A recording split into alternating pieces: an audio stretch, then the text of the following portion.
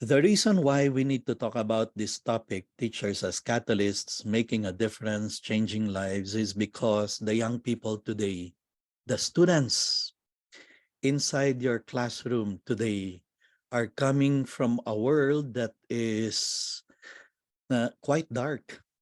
Uh, I mean, really, the challenges, the difficulties that the young people today are confronted with, are seeing, are witnessing in the world today, the kind of darkness that they are seeing in their lives is a different kind of darkness.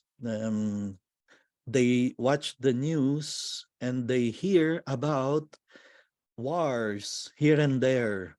They hear about criminalities. They hear about, they go to social media and they see a lot of bashing, like a culture of hatred being fostered.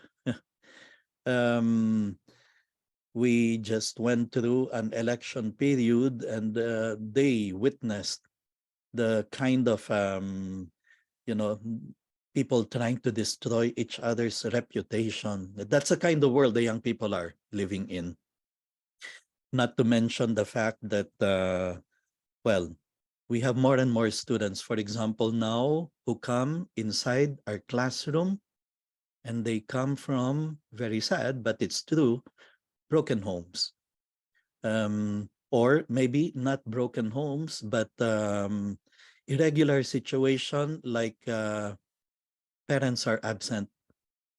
I mean, we have 11 million Filipinos working abroad now, OFWs, many of them leaving behind kids of school age.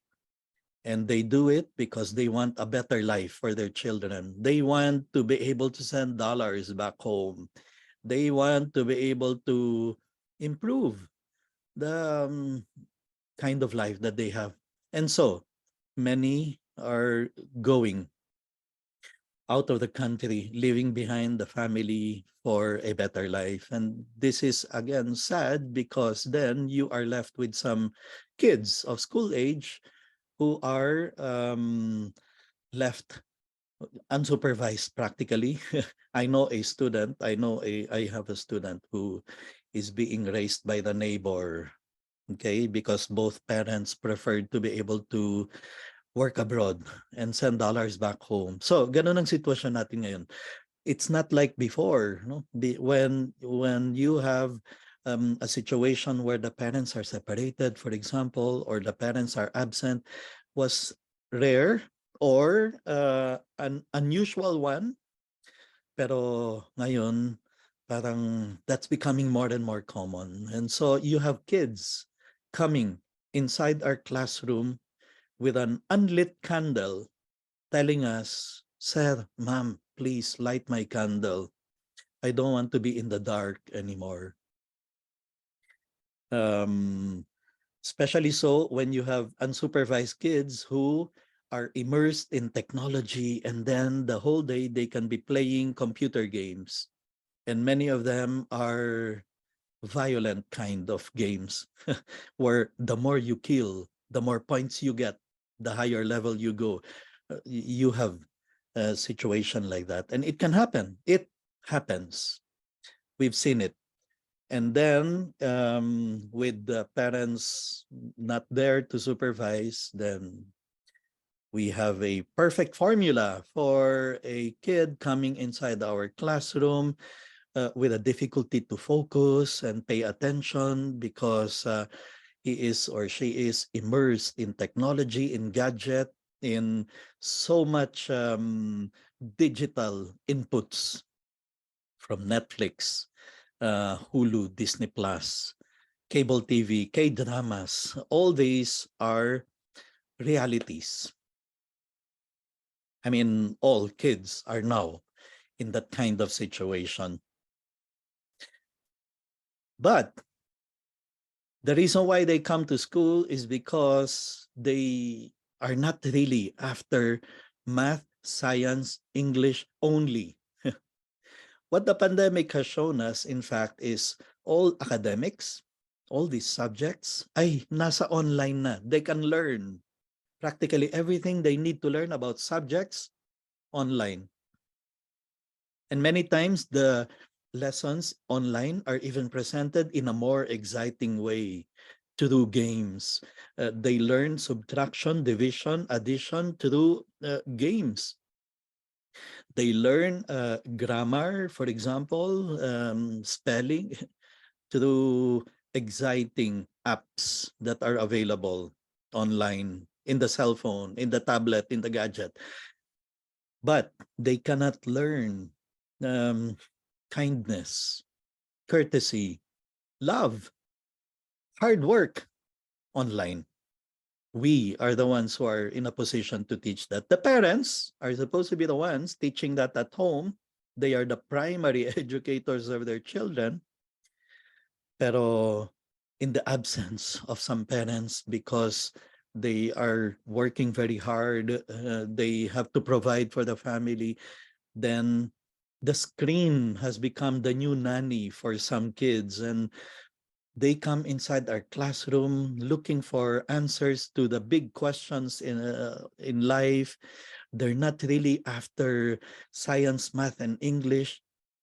They are after um, questions about why am I here in this world? What is the purpose of life? These are the more important things many kids come inside the classroom for, really. So, Harry Wong, the number one guru in classroom management because of his best-selling book, First Days of School, which has sold more than 5 million copies.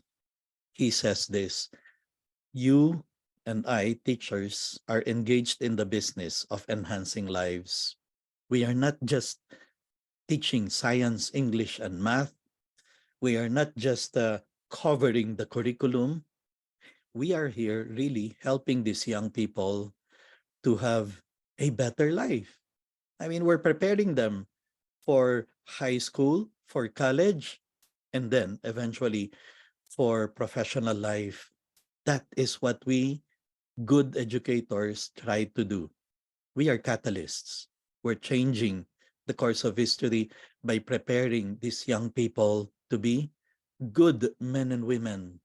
You see, we are not just in the business of covering curriculum and finishing syllabus and finishing a textbook. Minsan may ganyang mga teacher. Ang isip nila, ay, ang galing kong teacher, natapos ko ang textbook. Umabot kami sa last chapter. Napakagaling kong teacher. Um, na gawa ko yung lahat ng nandun nakasulat sa syllabus. Okay, that's nice. That's important. That's important and essential, yes. But that is not what a good teacher would say at the end of the school year. A good teacher, a good educator will say, I'm a good teacher. I made a difference in the lives of my students. I'm a good teacher. My students are better human beings because I taught them science, English, math, or whatever subject that may have been entrusted to you or that may have been given to you to teach. In fact, I like that expression. You are given students to form, to mold the minds of. You are not simply given subjects to teach. Well, those of you who have attended some of our past seminars in Catalyst, you know this is what we do. We champion character formation. We want to get all teachers, more and more teachers, to teach for character, not just to cover the curriculum, but to really mold minds and shape the um, character of these young people. And we have been doing it for the last 11 years through CEP Philippines, which is an affiliate of CEP based in Washington, D.C., now known as character.org. And the certificate you're going to receive at the end of each seminar. So if you're registered for all the 6 sessions, you're going to receive 6 seminars indicating 2 hours of self-directed learning with a signature of Dr. Thomas Licona and myself, because the seminar is um, placed under Center for the Fourth and Fifth Arts Asia, which is an affiliate of the Center for the Fourth and Fifth Arts based in the State University of New York in Cortland, USA. That's why this is considered, or this is classified as international seminar. So your certificate will indicate participation in an international seminar um, given by Center for the Fourth and Fifth Arts. For those of you who are first time to attend our seminars, fourth and fifth hours, because our belief is every human being, aside from knowing reading, writing, arithmetic, should have respect and responsibility. The fourth and fifth hours, respect and responsibility. Two virtues which are in a crisis today because of the digital lifestyle, the kind of life the young people are living, are immersed in. And for those of you who are first time to attend my seminar, my name is Mann Rentoy.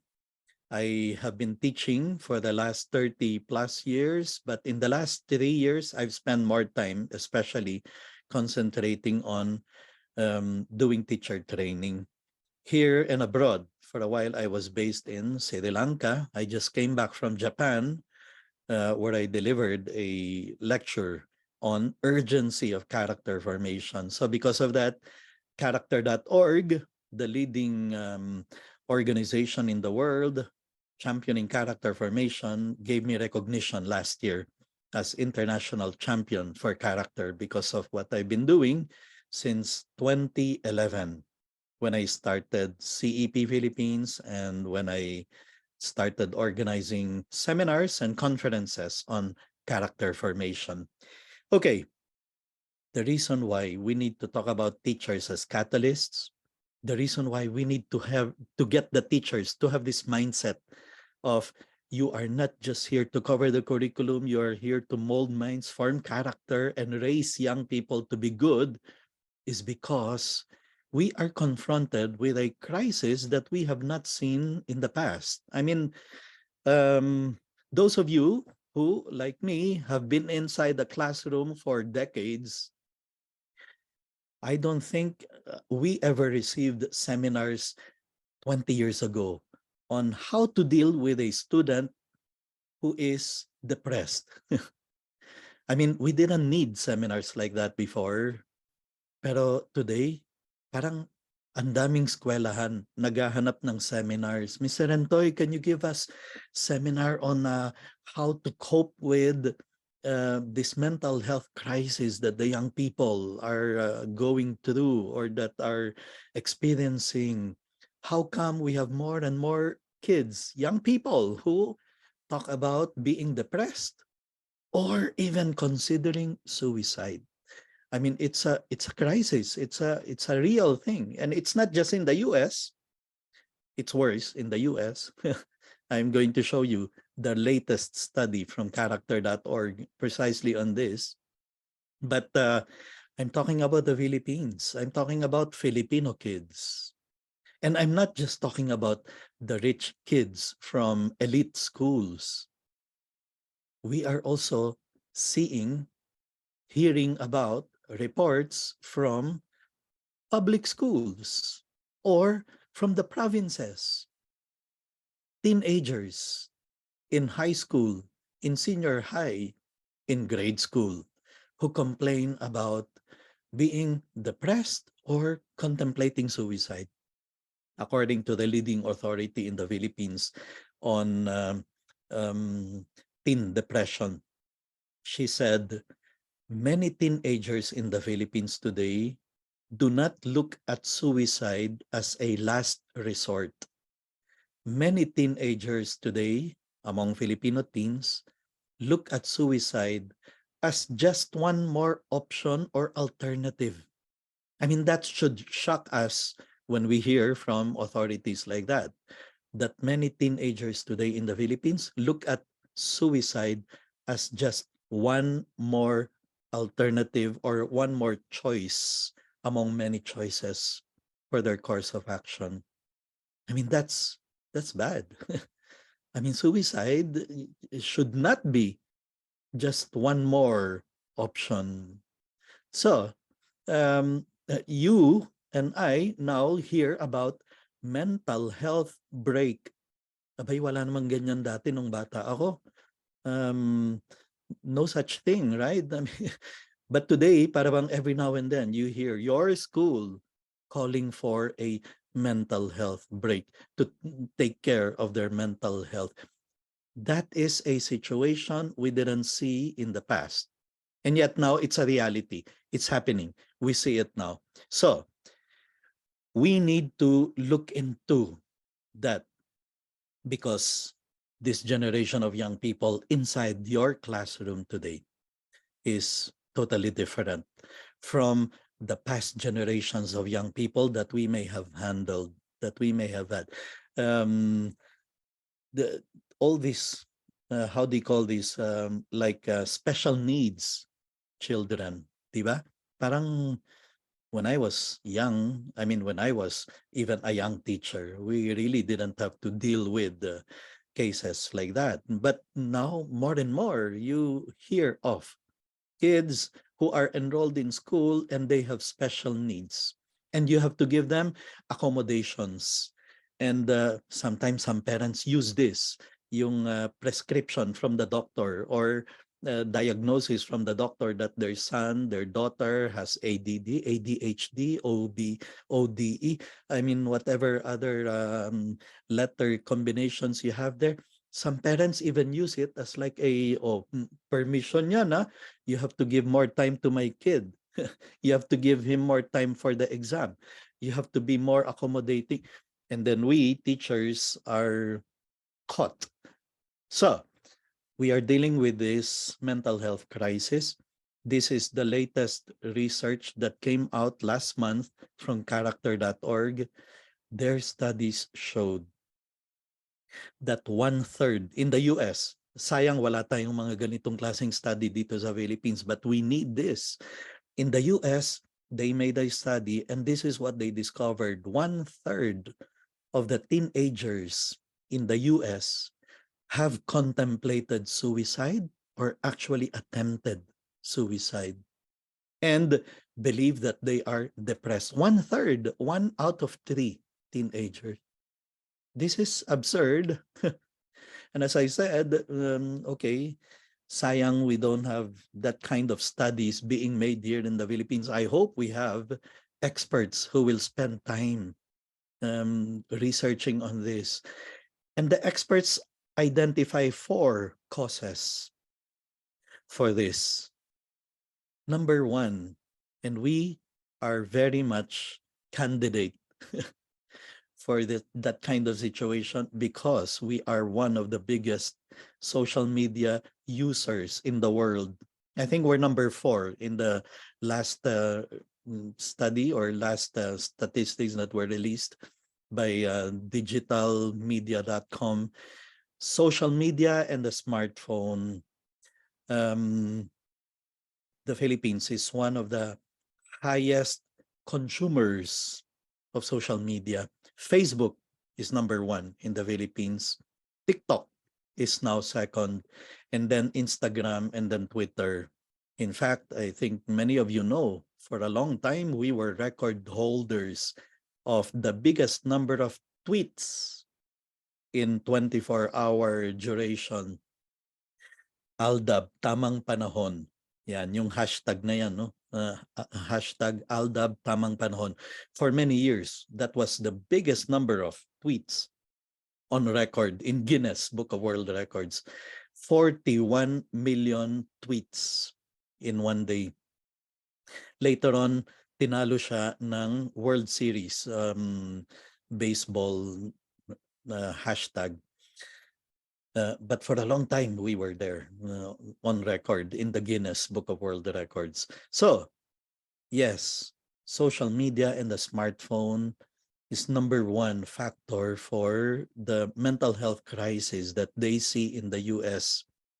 Tama nga naman, ano, kasi if you spend a lot of time on social media and then you look at what people post in Facebook, Twitter, Instagram, which is not 100% reality. I mean, people are not going to post in social media about their pimples. Many times, what people post is like what they want people to see of them, of their life.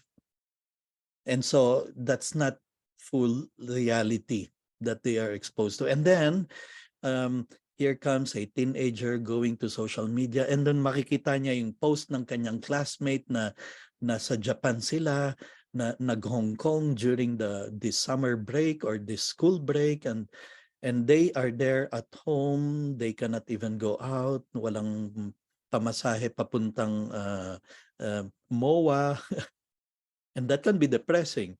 And they think they are living a very unhappy life. Yan. Not to mention, of course, in social media, there's that culture of bashing, the bashing that many times can go viral, and um, with people commenting things or saying things that they would not say to the person face to face. Then why did you post it there? Kasi that's what you call the anonymity of the screen.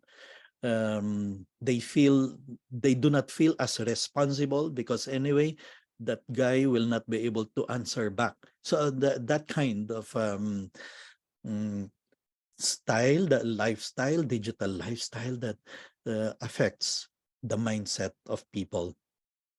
So social media and the smartphone, that is number one factor for the mental health crisis that they see in the US among teenagers. Here's number two, the gloom and doom narratives. Kasi nga naman, bad news sells. And so those are the things that usually come out in papers, newspapers, magazines, television shows, news. All you have to do is manood ka lang ng 24 oras o TV Patrol o Saksi, and you will be subjected to a lot of the gloom and doom narratives, because that's what sells. Now, for us older people, more adult people, more mature people who have seen life, we know we may not get as much affected by these gloom and doom narratives.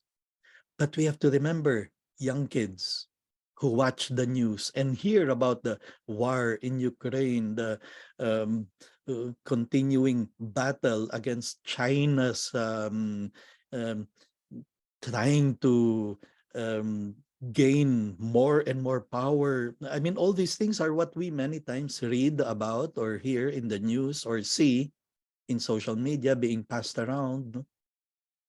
Or criminality, corruption, politicians who some of them seem to have well, like they have a different anong tawag natin dyan, I don't know, different ethics, measure of values. Para bang it's okay to steal for as long as you don't get caught. Parang ganong klaseng um, value, no? I mean, or lack of it. These are the things that the young people are subjected to, and they are affected in a different way from compared to how we are affected by these things. And so that is contributing, according to experts, to the mental health crisis that the young people are going through, experiencing, or seeing among themselves. And then let's not also deny the fact that the pressure to do well continues to be there.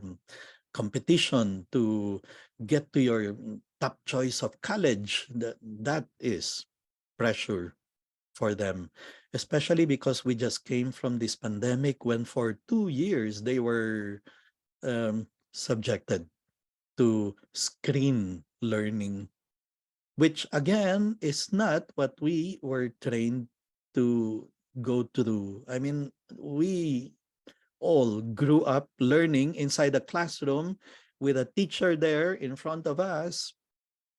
Now, for 2 years, we were all thrown into this um, unavoidable circumstance when we have we had to teach online and the students had to learn online, and a number of times they had to be left on their own to do the module, to do the work at their own pace, without the supervision of the teacher, but only with the parents in the background. Or so that situation is special.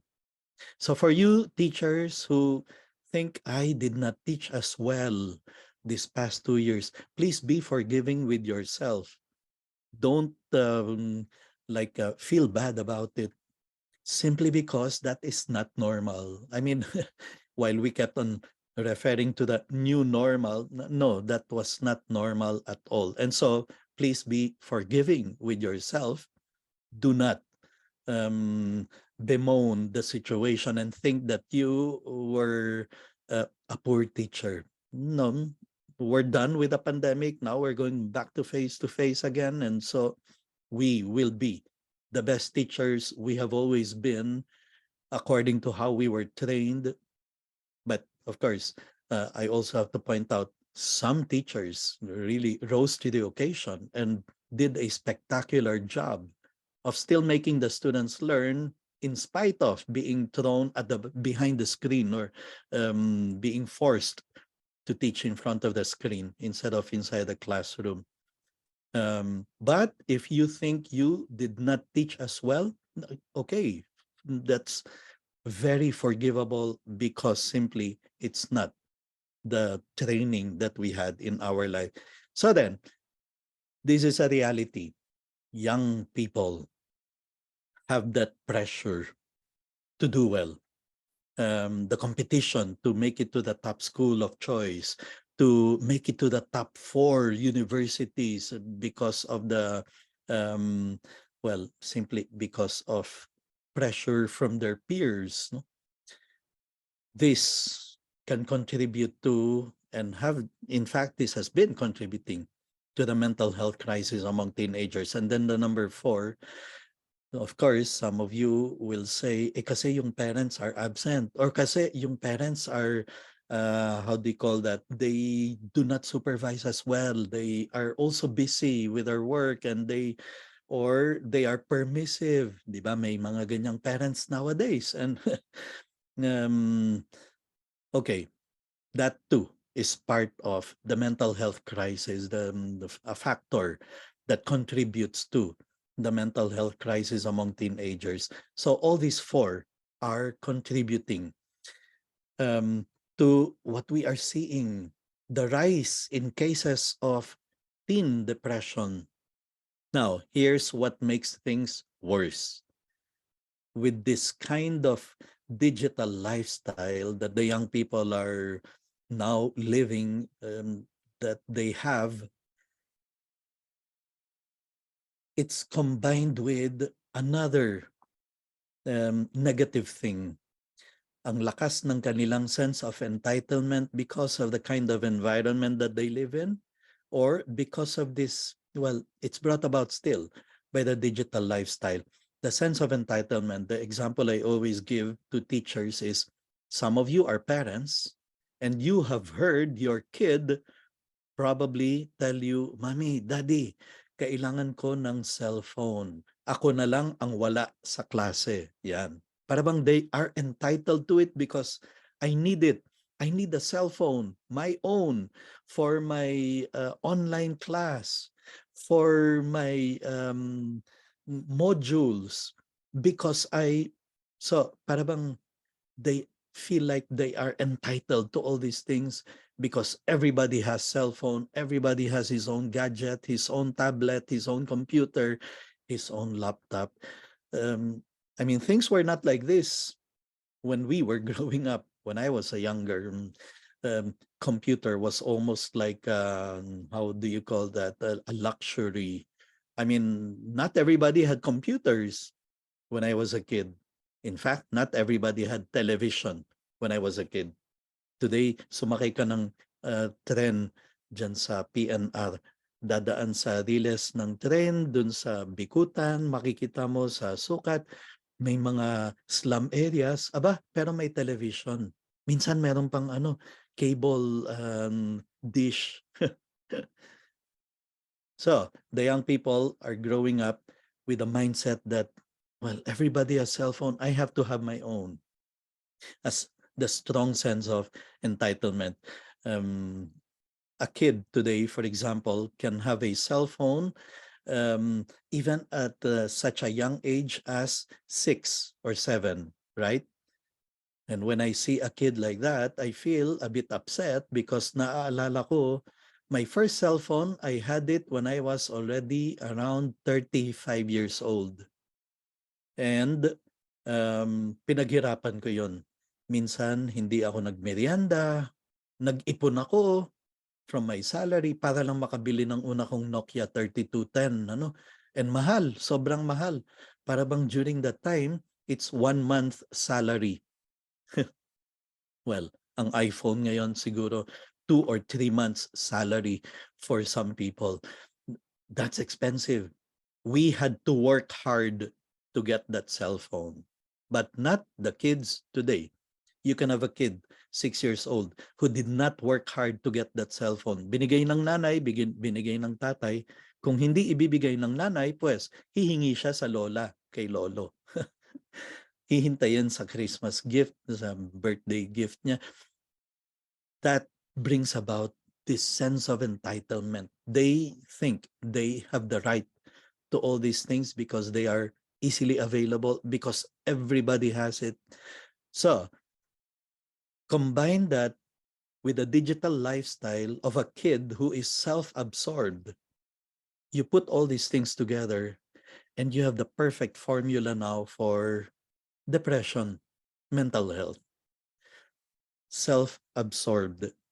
That's the kind of mindset the young kids today have. So therefore, stop teaching subjects and start teaching children. This is the topic of one of the sessions we had in the past. The kids need us.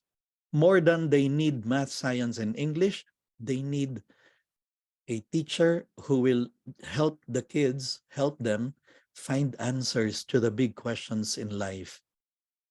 That's why we are talking today about teachers as catalysts, making a difference, changing lives. And who is a catalyst person? The definition given us in the dictionary there in the chat GPT is a catalyst person is a person whose talk, enthusiasm, or energy causes others to be more friendly, enthusiastic, or energetic. In other words, passing on to these young people the enthusiasm for life, the energy to move on in spite of the challenges that life gives us, and not to be depressed, and not to be bogged down by mental health problems. Those of you who have attended some of my past seminars, I always share my principles of education, what I believe in as a teacher that I've seen in my 30 years inside the classroom. Here's the first principle I have. Every teacher is a character formator, is an agent of character formation. You and I, whatever subject you're handling, math, English, science, social studies, PE, music, art, you too are agent of character formation. It is not just another subject. Character formation is not simply values education, GMRC. Di ba maraming natuwa kasi sabi ng DepEd, ibalik natin ang GMRC kasi itong mga bata ngayon hindi na marunong rumispeto, to be courteous, to be kind, to be nice, to be good to each other. So, gusto nilang ibalik ang GMRC, good manners and right conduct. Okay, nice. But, you see, values, character, GMRC is not just a subject, it is what every good teacher tries to do. Regardless of what subject we're teaching, we want to form the young kids in character. After all, and this is not the first time we're saying it, education is not just about covering the curriculum. Our success does not lie in simply being able to finish the textbook, which is important, but there is more to teaching than just reaching the last chapter, covering the curriculum. And here's the most important way that we can form the character of our students through the power of our example. That's why every teacher is an agent of character formation, because you and I can teach professionalism in the way we come inside the classroom every single day professionally, even in the way we dress up, even in the way we uh, speak to students. Through the power of our example, we can teach students character. They will learn punctuality in the way we start every single day our class on time, and then to end also on time. Well, those of you who have been attending Catalyst seminars, you know we're very particular about punctuality. If we announce we begin at 3, we will start at 3 p.m. because that is how we are able to teach character, punctuality, professionalism, and all the other things we want to see in the young kids. You want them to learn kindness? We have to show them how to be kind in the way we speak to them, in the way we deal with them, in the way we manage the class, in the way we discipline the class through the example of our life. That's why we always say, my principle is we, the teachers, are the most important teaching tool. It's not the laptop, it's not the video projector, it's not the LED screen. Sure, if your campus, if your school can, um, how do you call that, can afford them, go ahead and have all those high-tech gadgets in your campus. I was a consultant to an international school, and I visited their school. Wow, nakakabilib ano, every classroom merong high definition television, big screen. Hindi na kailangang i-set up yung video projector. Kabit mo lang yung HDMI cable sa laptop mo, nandun sa giant screen. But they have problems with bullying. So the gadgets are not what will make the students better students. The teacher is the one who will be able to determine if this class is going to be a kind, caring class, a welcoming environment in the campus. The teachers are the ones who are in a position to make that happen. That's why we are the most important teaching tool. And really, in the end, we always tell people the school is only as good as its teachers. And that's why schools should be investing in teacher training more than in the swimming pool, the another laboratory that we have to put up. Or again, if your campus can afford all those things, fantastic. But to put prime importance, especially to training our teachers and giving them what they need in order to be the best teachers they can possibly be, not just covering the curriculum, but forming minds, molding character. So that's the reason why this topic is very important. Example is not another way to teach, it's the only way to teach, especially when we talk of character, virtues, values. You know, many of you were troubled by the online classes that we were forced to get into because I mean some teachers I know in fact are allergic to technology, ano, yung Zoom lang hirap na hirap sila to maneuver, um share screen minsan. Ay sir, wala, naka-off ang screen mo, ganyan, or sir, naka-mute kayo. It was a big challenge. But the fact that you continued teaching in spite of being unprepared for it, in spite of the effort that was required of us, um, because during the 2 years of the pandemic, we did not just have to teach a subject, we had to grapple with technology for many of us.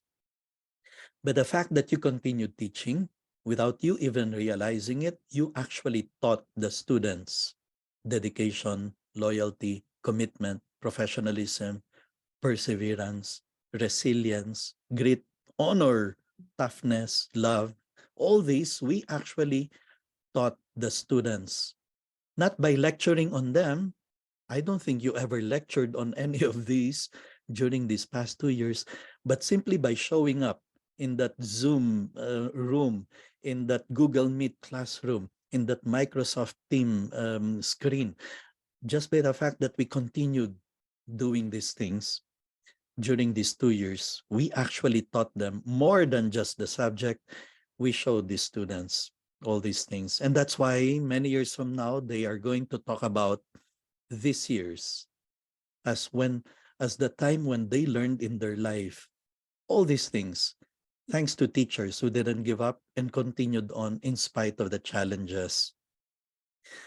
That is the most important thing that we did during this pandemic, that we continued teaching online. Impact teachers universally say they go into teaching to make a difference. You, more than make a difference, you are the difference.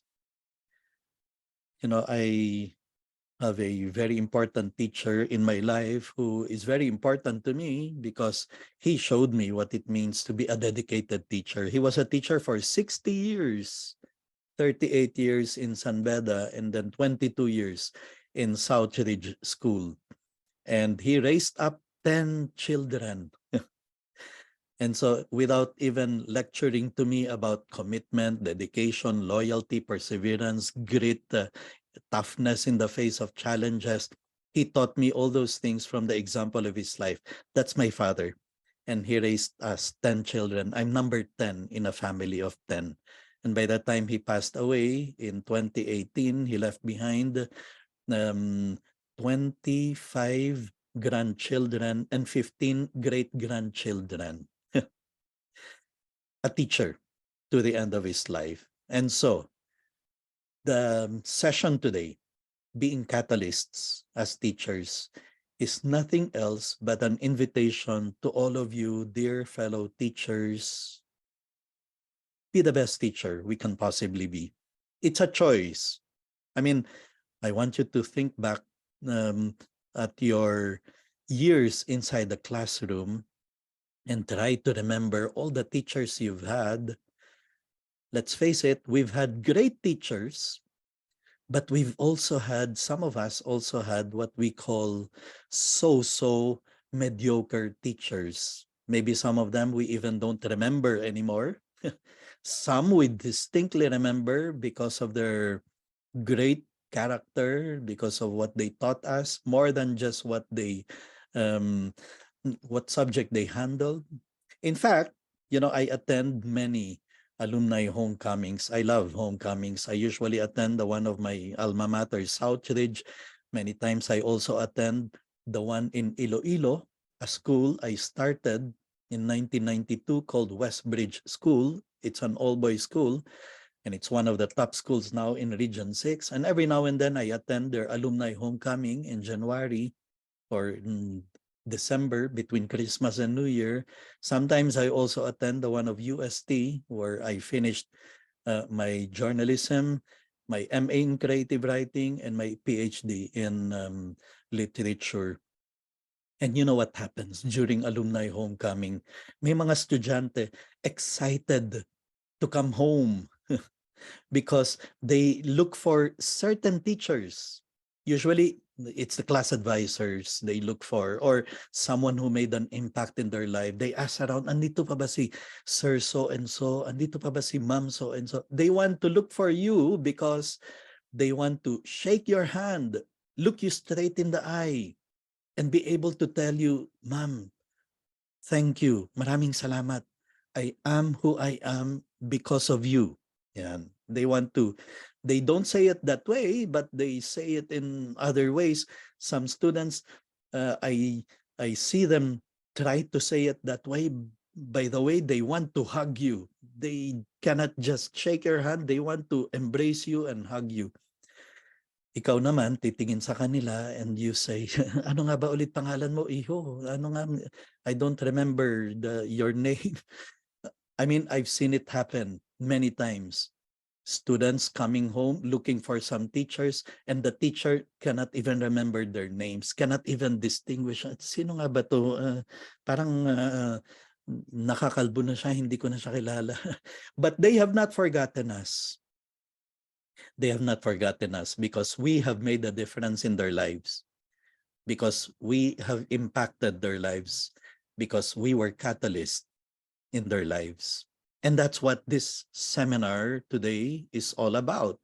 An invitation to all of you. Let us not just be mediocre teachers, ordinary teachers.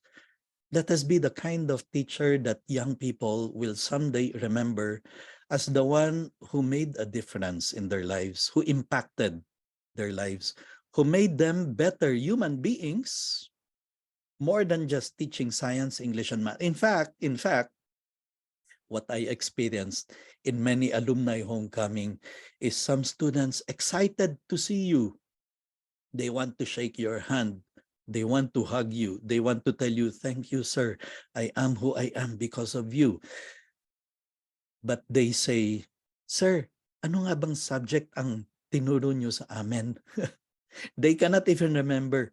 In fact, I've met many alumni who come to greet you. They excitedly, they want to shake your hand and embrace you.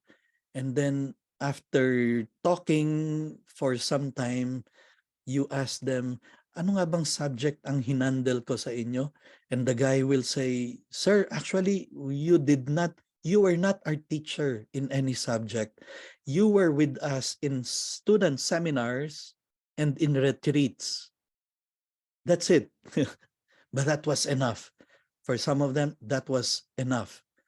That you have been able to make an impact in their life because you were with them, you gave them talks, you accompanied them in some seminars, leadership seminars, or that you were the moderator of one club or another, and they were there, and that's where they learned organization, that's where they learned leadership. And you and I were hired to impact lives.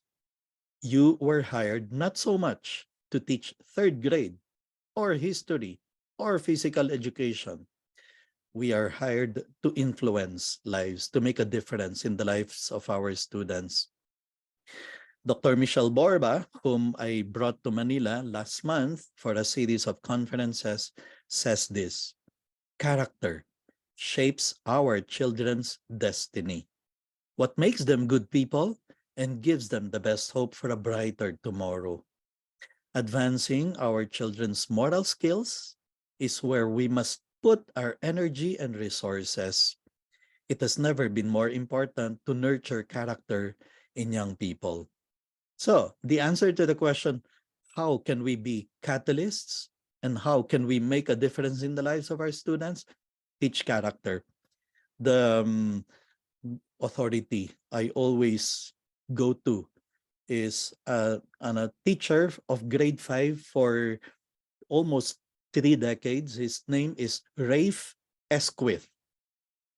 Rafe Esquith, R-A-F-E, Esquith, Esquith.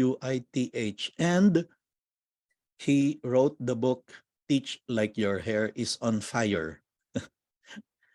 One of the best teachers in the world. In fact, so great that he was awarded by Disney as Teacher of the Year. And Oprah gave him what did Oprah gave him? Oprah gave him like a school bus because he was fond of bringing students to excursions and visits to museums, etc. So Oprah Winfrey gave him a bus to be able to bring his students wherever he wants to bring them. And he once asked, he tried to answer the question, how come sometimes I have great influence on my students, impact on my students, but sometimes not as much impact, not as much difference I make. He asked the question, when are we teachers able to make the greatest impact on the lives of our students? And you know the answer he discovered from his experience, from observing how teachers of impact go about their work. He discovered we teachers are able to make the greatest impact on the lives of our students when we give them life skills. When we give students life skills, skills they will need for the rest of their life, not just skill to pass a quiz, skill to pass a test next week or an exam next month. Not just that, but skill that the kid will use or will need for the rest of their life. And it's true. We cannot forget the teachers who taught us how to read, who taught us how to live life with serenity in the face of difficulties, with um, with a fortitude, the strong character to face life and all the challenges that life brings with it. Those are the teachers that we remember, especially because they truly make an impact in our lives. So when we give them life skills, that's what they discovered. And character is all about living a good life.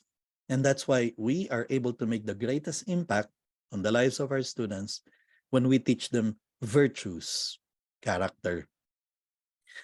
Big idea to educate kind kids. We must: one, help each student build a strong personal character based on virtuous habits, kindness, respect, etc. This is a work of habit formation.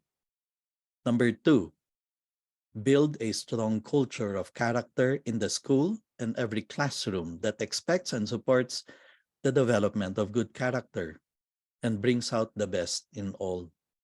Now, I know my participants here are, I think, not administrators, but you are in a position to push your principal, your coordinator, your school director, school directress. Let us make character the most important concern of this school year.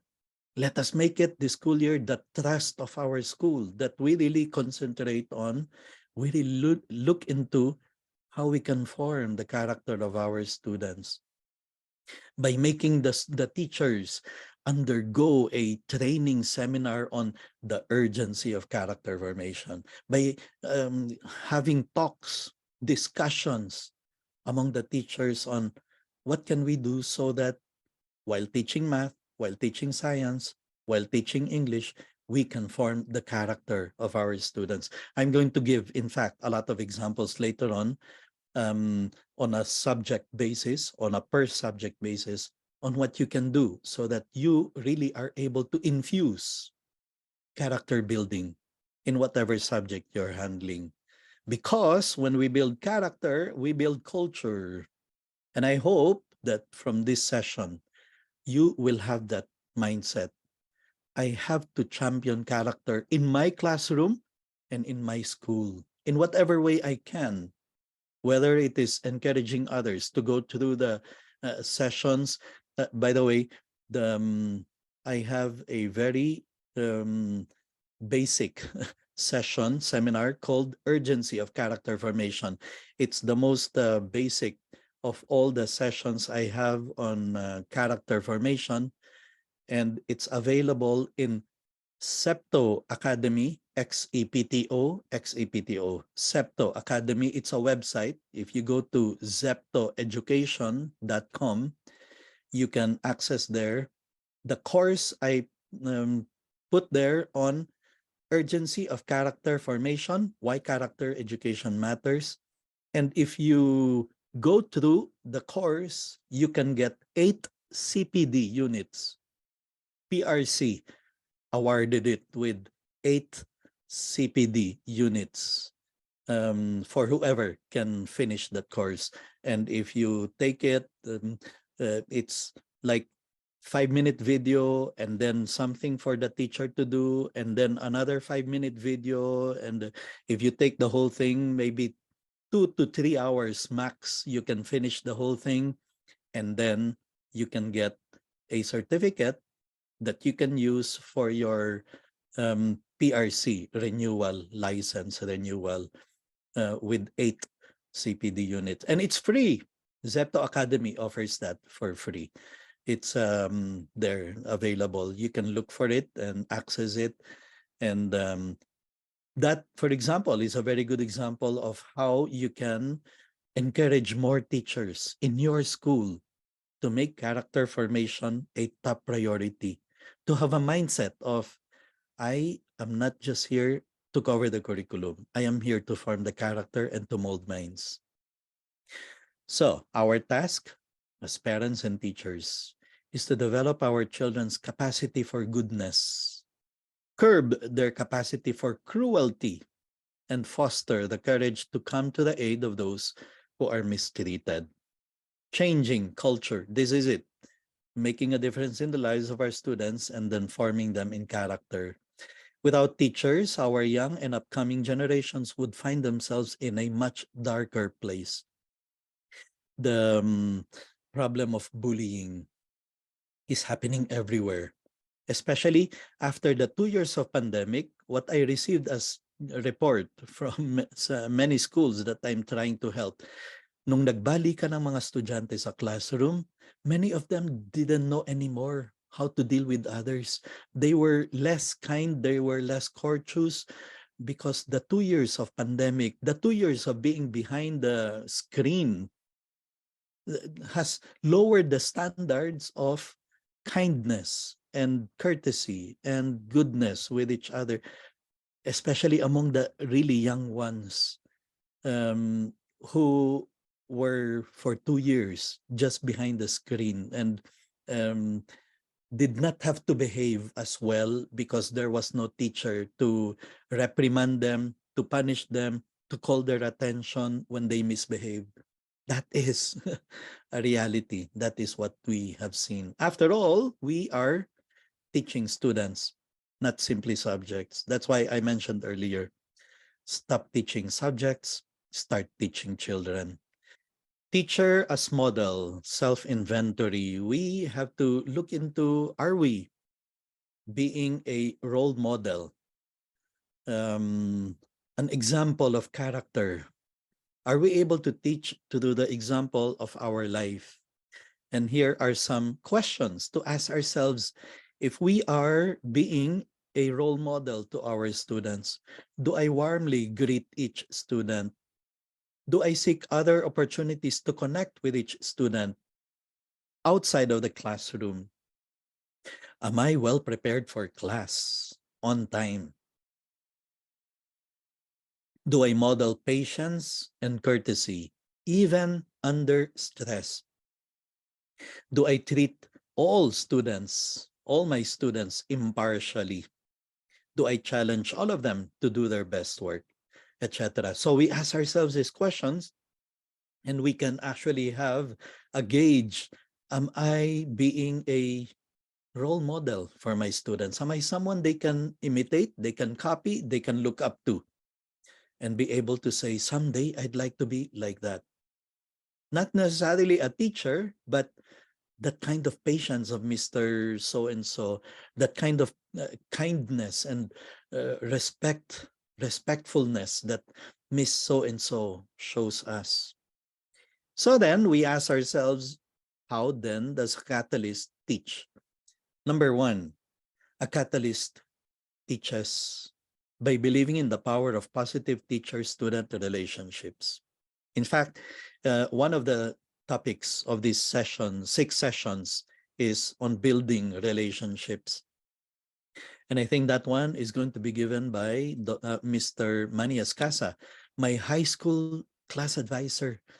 I'm so happy that he accepted the invitation for him to be the one to give 2 sessions of this six series. And it's important for education to be effective. It must be personal. That's the principle we are given by the experts. Well, power of positive teacher-student relationship is important if we are to be catalyst teachers. Creates a supportive classroom environment. And so, my dear teachers, yes, we all have to be um, concerned about creating positive, supportive classroom environment, squashing whatever form of bullying there might be, making our classroom a welcoming classroom. At the end of the session later, I'm going to show you the link where you can access more than 200 training videos I've given in the past. And one of them is this, creating a kind and caring classroom. And it's available in YouTube. You can search it later. I'm going to give the link later. Number 3, you want to be a teacher as catalyst, foster ethical values and social responsibility. With the idea that someday, my dear teachers, someday, some students in your classroom may someday be very important, very influential, very powerful. I mean, that's just the reality of life. Hindi mo masasabi kung sino sa kanila yung someday will be president of a company responsible for the lives of 500 employees. Pero yan ang totoo. Nasa classroom nyo ngayon. This next school year, you're going to have students inside your classroom who someday may be very powerful, influential, rich, okay, and maybe even politicians, maybe people in power, governor, congressman, senator, and maybe even the President of the Republic of the Philippines. How will you teach your students if you know nandyan sa classroom mo ang future President of the Philippines? You're not going to say, ay naku, nandito yung future President, I have to give more assignments. Of course, that's not what you're going to say. I have to give more drills and worksheets. Of course, that's not what you're going to say. How will you teach your class if you know in that classroom is someday going to be the future president of the Philippines? You are going to talk about values and virtues and social responsibility and goodness and concern for the poor. Every opportunity you can get, you will talk about character.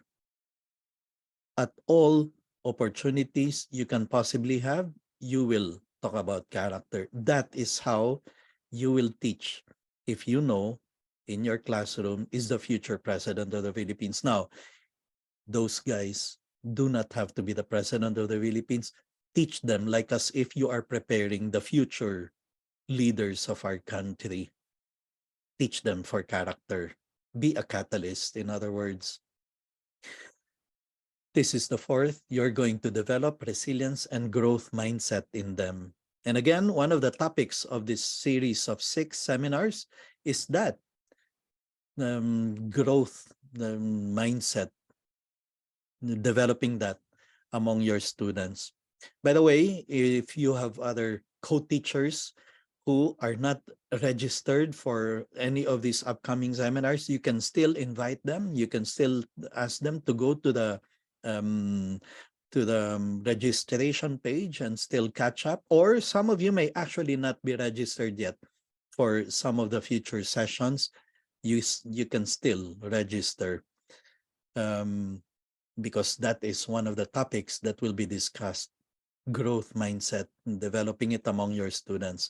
Number 5, cultivate self-reflection and emotional intelligence.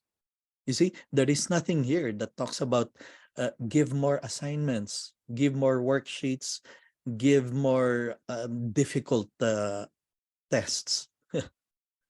It's all about character. It's all about teaching for character. That is how we are able to um, be catalysts as teachers. Okay, so here are some examples according to different subjects on how we can incorporate character education in whatever subject we're teaching. For example, language arts, English, Filipino. Here are some samples of what you can do in order to teach for character.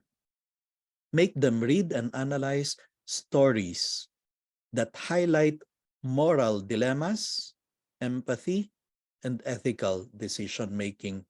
Highlighting bakit mali ang ginawa nitong character na to. What could he have done in order to address the crisis, the problem, so that it didn't have to end tragically?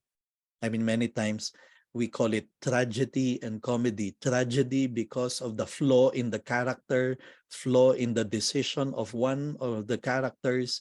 That's what brought about the bad ending of the story. So, there, you're highlighting decision making, ethical decision making, moral dilemmas. Give them writing assignments that focus on personal values, character strengths, and reflections on ethical issues. Or discussing and debating literary characters' actions and their implications for character development. So you see, teaching literature, English, reading, ay napakaraming opportunities para i-incorporate ang character education. Napakadali, in fact. It's one of the easiest to incorporate because we are dealing with characters, different characters who may have chosen wrongly, made wrong decisions, and through them, we are able to teach young people, therefore, the importance of making right decisions. Social studies, you are also in a position to incorporate character education in a very smooth way and in a very powerful way, in fact, for the students to learn character. Explore historical figures known for their integrity, courage, and leadership qualities, or the lack of them. I mean, you can talk about certain historical figures who did a lot of damage. Not to mention, maybe because of that character, many people died and suffered because of the absence of integrity, the absence of courage, or the poor leadership quality that he or she had. Studying different cultures and their values, fostering respect and understanding, especially now when people talk about diversity, inclusion, equality, equity. Well, social studies teachers are in the best position to teach all these important things in the right way, because there is a wrong way of understanding diversity, inclusion, equality, equity, etc. Number three, analyzing current events and discussing their ethical implications on a local and global scale. Now, let me highlight this important note. Teachers, minsan, kahit walang kinalaman sa lesson mo, we may need to discuss the hottest issues, headlines of the day. Because when the young people hear the news, watch the news, they know what's happening in the world because they are subjected to all these things in social media. They come inside the classroom looking for answers to those questions. And so sometimes, kahit walang kinalaman sa subject matter for the day, we may need to get into discussion of hottest issues of the day because the young people are looking for answers. They're not looking that on that day, they are not eager to learn about factoring or the chemical bonds. They want to get an answer to this question: why did this happen? Why did thousands die in that flood? Why did hundreds die in that war that is raging now in that country? Young people are looking for answers to all these big questions, and we come inside the classroom and simply tell them chapter 5 page ganito, eyes here on the board, stop. There is a disconnect. They don't live in a vacuum. They are living in a world that is dynamic, and they are in search of many answers to many questions. Science teachers conducting experiments that emphasize teamwork, collaboration, and communication. That's teaching for character. Examining the ethical considerations of scientific advancements. That's incorporating character into our lessons. Promoting responsible and ethical use of technology. Discussing digital citizenship and cyberbullying. So science teachers are not exempt. We too can incorporate character education into our discussion. Math, don't think you are exempt from teaching character or incorporating character into your subject. Incorporating problem-solving activities that require critical thinking, perseverance, and resilience. You see, these are virtues that can be gained from working on math problems. Discussing mathematical ethics, such as issues related to data privacy or fairness in distribution. Number 3, incorporating financial literacy lessons that focus on responsible money management and ethical financial decisions. So the problem is creativity. It's not the absence of possibility.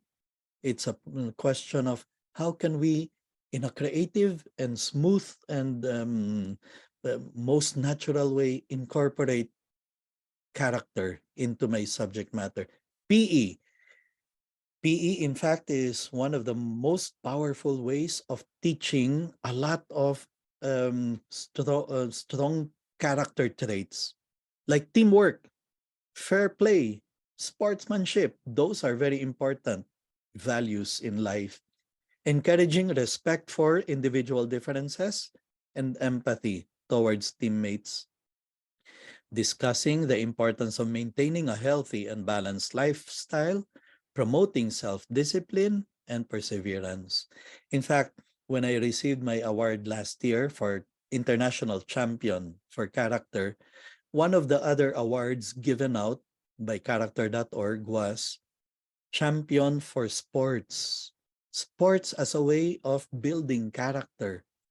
And the one who won it, a certain Pete Paciorek, has become a very good friend of mine. And someday I want to be able to bring him here to the Philippines to give a series of conferences for coaches and athletes, because that's what he advocates, building character through sports. It's a very powerful way of teaching young people a lot of virtues. Arts, the same. You can incorporate character in your teaching, in your subject, by engaging in artistic projects that explore themes of identity, diversity, and social justice. Or creating visual art, music, or drama pieces that express emotions, empathy, and personal values. Number 3, collaborating on community-based art projects that promote unity, empathy, and social change. Okay, very quickly, 10 practical tips to build rapport with students. Building relationships, as I said, one of the topics of one of the upcoming topics of this series is on building relationships with our students. But here are 10 practical tips. Number 1, learn and use students' names. I know, especially for those of you who have, I don't know, 50 students in a class, and you have 4 or 5 classes to handle. Wow, that's memorizing 250 names.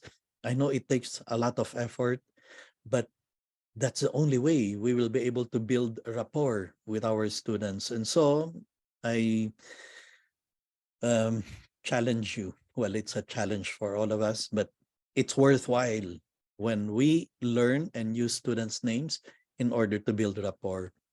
Greet students warmly. This is one of the strategies of Dr. Hal Urban of welcoming the students inside his classroom with a handshake, every single one of them, every day. Now, it takes time.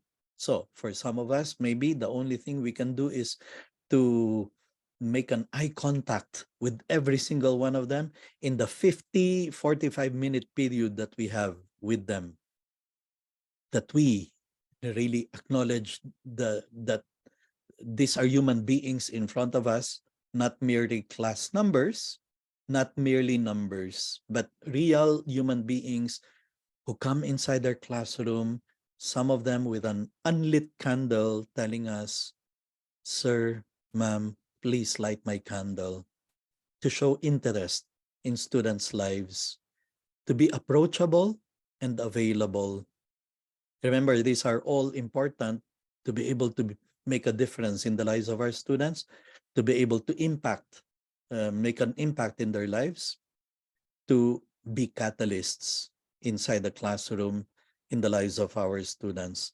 Actively listen to students, especially when you have a student who goes to you and then opens up about a personal matter. I mean, the fact that he or she opened up to you means that he or she finds you approachable and someone they can entrust their problems to, their secrets to.